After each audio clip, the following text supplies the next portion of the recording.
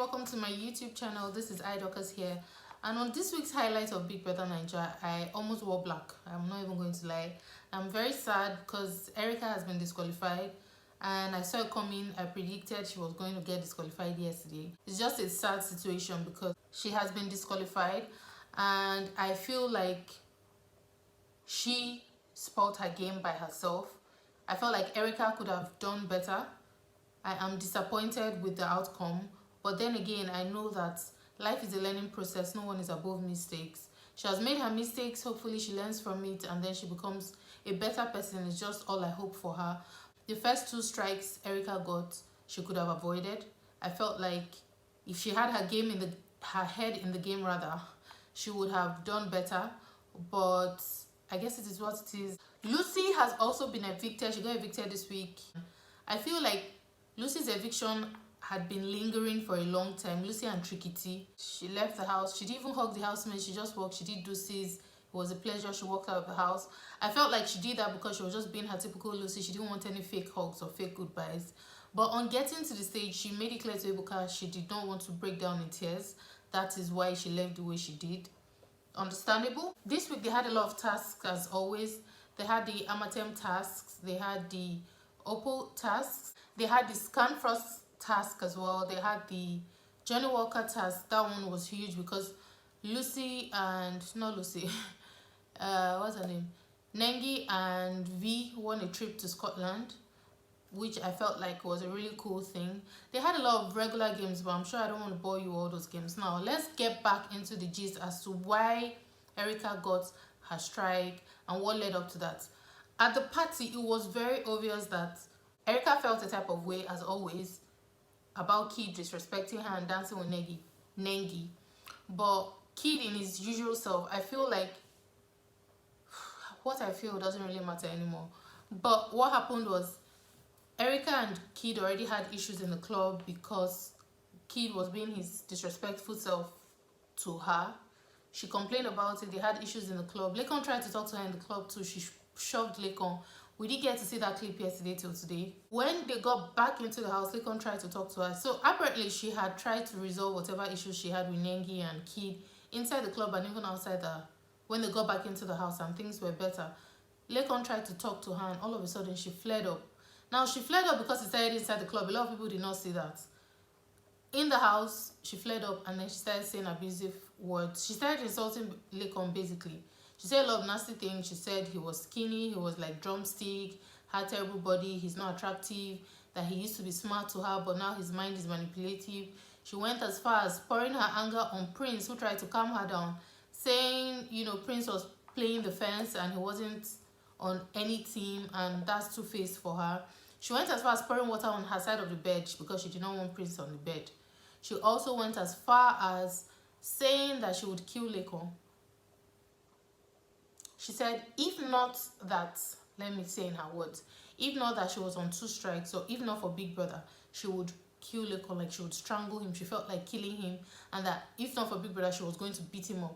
She said a lot of things, and then she went as far as playing with the cameras through the mirrors, saying hi to them.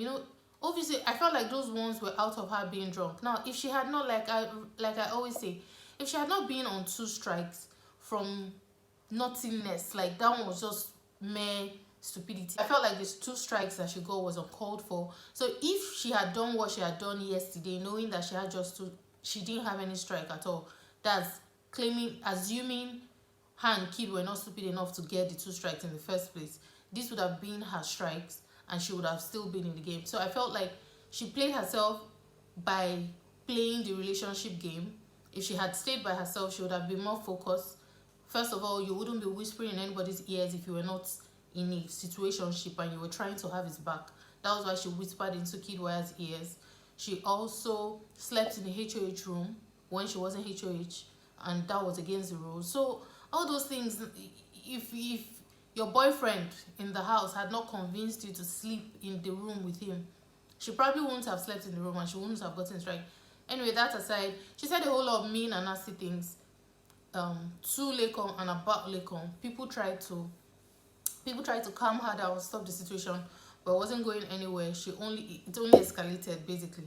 She even went into the diary room at some point, locked herself up, Who knew what she was doing there? She was there for a long time. Then also yesterday, Vee and Neo got into it. They got into a fight. And the thing is, I've always said this about Vee and Neo's relationship. I said it on Twitter. I said Vee's and Neo's relationship, I think, in my opinion, is toxic. Because every time they have issues, it escalates over just little things, and then it escalates and it becomes something serious. And then after the issues, Neo goes behind Vee to say nasty things when he's upset. I said it a couple of times. In case you're not following me on Twitter, it's officially Dorcas, by the way. When Vee leaves the house and sees all these nasty videos and things that Neo said behind her back out of anger, I said they were going to break up if she saw those things outside the house. Only for him to say those things, say nasty things to her yesterday because he was upset. And it hurt her. The thing is, words cut deep. Once you put it out there, it's difficult to take it back. Now, he's used to doing that and apologizing to her and she forgives him. But yesterday was just the straw that broke the camel's back. Even if you apologize and she takes you back, she will never forget all those things you say. It will always be at the back of her mind. And that is just what it is. And I feel like last night's issues just made it very clear that Vee wasn't interested in that kind of behavior and wasn't going to tolerate it, because it could only get worse. And then after he said those things, she said it countless number of times that he was going to apologize, which he did. And then at that point, she wasn't having it. She tried to leave the room. He locked her up in the room. He was trying to apologize. She tried to get out of the room. So Biggie also warned Vee and Neo for that behavior, because he was provoking her by not leaving her way when she wanted to leave the room. He didn't give her the freedom. And Vee also at the point tapped his chest to pull his shirt, which was also wrong. But you know, I still feel like Vee and Neo's relationship is a tricky one. I don't want a situation where they get physical, because even when they're playing around, they are cursing themselves. And when I said their relationship was toxic on Twitter, some people said, they want relationships that they can insult their partners and say you're mad, you're stupid.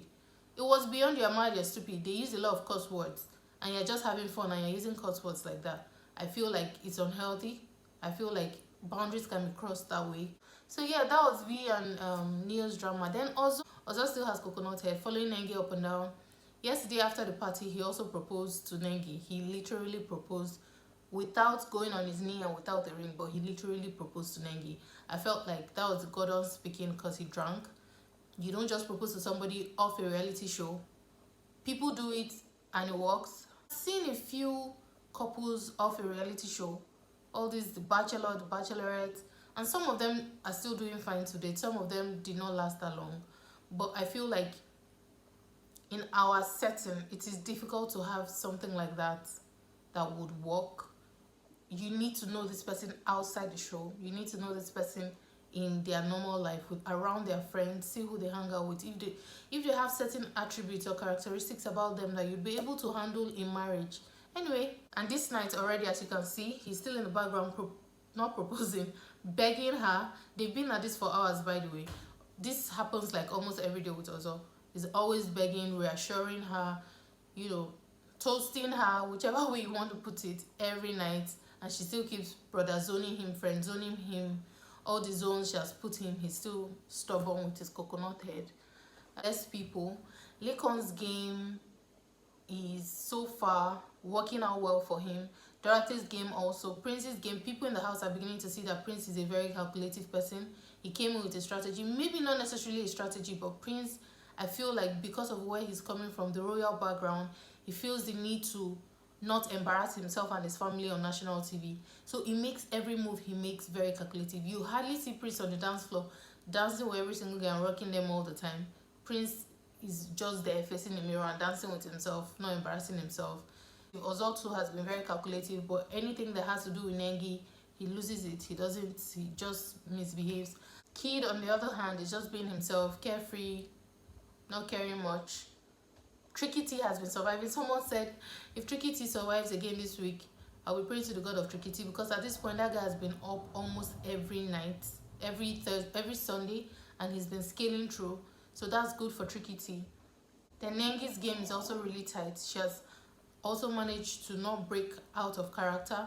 I feel like Nengi is doing a good job. If she's acting up, she's doing a good job. She's doing a great job, because till date she's still the way she is. I sometimes feel like that is who she is, because she can't be that fake for so long. At some point the real you will come out. Please do not forget to subscribe to my channel if you haven't. If you are a new subscriber, thank you for subscribing. If you're a returning subscriber, thanks for also returning. I'll see you guys on the next one. Bye.